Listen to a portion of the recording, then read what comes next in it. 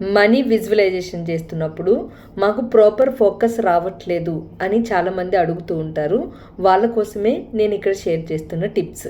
ఇందులో ఫస్ట్ది, ఫోకస్ చేయాలి అంటే మీకు రెగ్యులర్ ప్రాక్టీస్ అనేది ఉండాలి.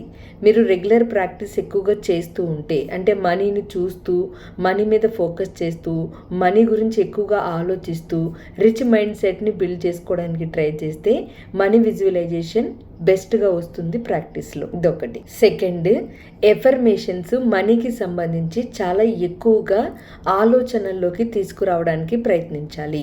మీ ఆలోచనల్లో ఏ పదాలు అయితే ఎక్కువగా వస్తాయో ఆ పదాల యొక్క ఎనర్జీ మాత్రమే మీ మైండ్ ఫోకస్ చేయడానికి ప్రయత్నిస్తుంది.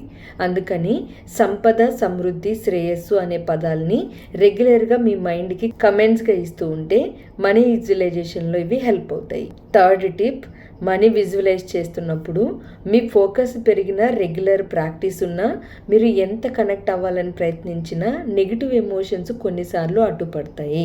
వాటిని బ్రేక్ చేయాలి అంటే ఎక్కువగా మనీ ఉన్న ఫొటోస్ని చూడడము, మనీ ఉన్న విజువల్స్ని చూడడము, ఆ విజువల్స్ని చూస్తూ మనీ మీదకి దృష్టి ఎక్కువగా తీసుకుని వెళ్ళడము, ఇలా కొన్ని రోజులు ఎవరైతే చేస్తారో వాళ్ళకి మనీ విజువలైజేషన్స్ అనేవి బాగా వస్తాయి. మనీ ఫోకస్ పెరుగుతుంది, ఆటోమేటిక్గా మనీ కనెక్షన్స్ కూడా స్టార్ట్ అవుతాయి. ఇక్కడ నేను షేర్ చేసిన ప్రతి టిప్ని మీరు ఉపయోగించుకోండి.